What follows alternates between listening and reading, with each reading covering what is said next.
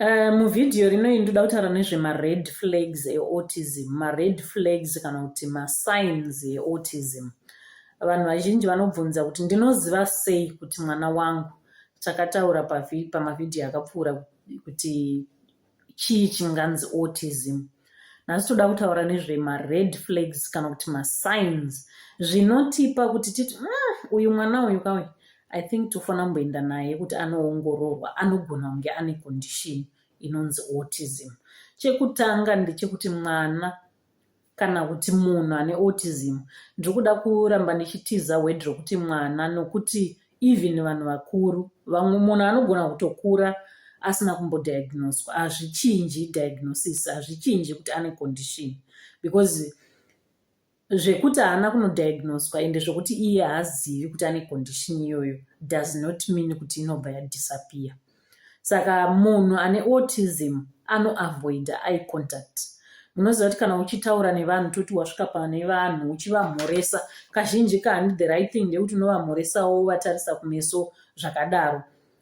Vamwe vanonyara zvekuti havakwanisi kutarisa vanhu kumeso, but you can actually see kuti uyu ari kutoavoid eye contact completely, haasi kutomboda anything to do with eye contact. Ari kutomeka sure kuti maziso edu haasangani chero zvikaita sei. Ende zvisiri zvekuti inyaya yekuti hatizivani, tiri vanhu vatsva, but anenge achitoavoid eye contact. So unobva watonyatsoziva kuti this can be a sign or a red flag yeautism. Imwe sign yatinogona kuona nayo kuti munhu ari autistic, mwana kana munhu mukuru ari autistic, ndeyekuti munhu anenge achileka magestures, anoita kunge asingazivi kuti paanenge achitaura anogona kushandisa bhodhi yake, zvekuti anoramba ari stiff. Unotonyatsoona kuti the way munhu ari kuita zvinhu zvake naye, kana kuti achitaura kana kuti pakutamba, anogona kuleka magestures anoenderana nezvaari kuita panguva iyoyo. Izvozvo zvinoratidza futi kuti there is a lack of coordination kubva kubrain, kuti zvatiri kuita, zvatiri kutoenjoya, kunogona kunge kuri kutotamba kuti munhu ari kutoenjoya, but kuti achiisa magestures anoenderana nezvaari kuita ipapo, it becomes very, very difficult. So that is another sign or red flag yeautism.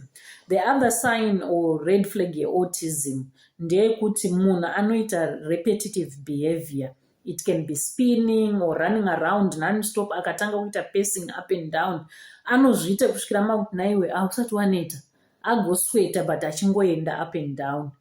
Then the other one, sign or red flag yeautism ndeyekuti munhu anoita inonzi echolia pachirungu, kudzokorora manzwi amuri kutaura.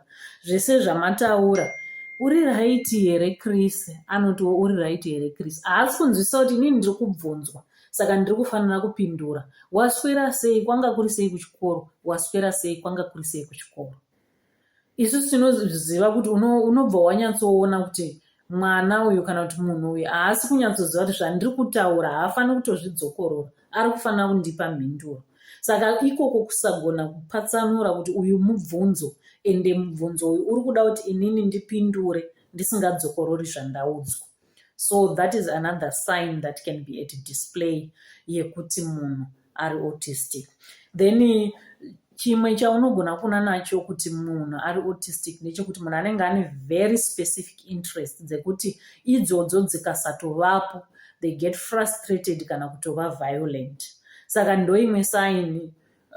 Example pama specific interest inogona kunge iri pahembe chaiyo, munhu anenge achingoda a specific type of hembe, kwete zvekungoti ndo zvaanofarira, but zvikatoshayikwa iye wacho munobva matonyatsoona kuti unhu hwake hwatosiyana, kana kuti zvinogona kutomuvhiringidza kana performance yake, kana kuri kurara iri type yematerial yemapijamas yaanopfeka, mukazomupfekedza a different type asingaidi kana nehope dzinotadza kubata. Saka zvinenge zvisiri zvekuyema, but zvichitova kuti zvinotomuvhiringidza kana kubrain yake. Remember takambotaura kuti is the way the brain will be processing information.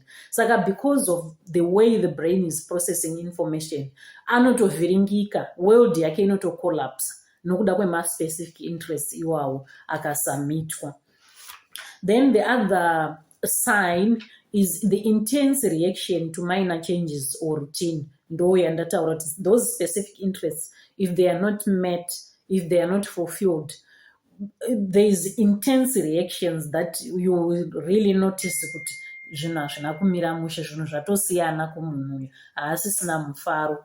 Then finding it hard, that is another reason or sign, red flag yeautism, ndekuti finding it hard or difficult to understand what others are thinking or feeling, kuti iye haakwanisi kuona kuti zvandiri kuita izvi vamwe are no longer comfortable nazvo, anoramba achizviita, so they cannot read what others are trying to express. Haasi munhu wekuti munoti ini ndikamutarisa neziso achamira zvaari kuita, iye anotoshaya kuti komuri kunditarisirei, kwete nekuti ari rude kana kuti akajaidzwa, but pfungwa dzake hadzikwanisi kuzvidigesta kuti zvisvike pazero rekuti aone kuti kutonditarisa kwamuri kuita, you are trying to communicate neni. So those are some of the signs. There's quite a lot of them, but I didn't want this video to be very, very long. So for now, tombomirira pano.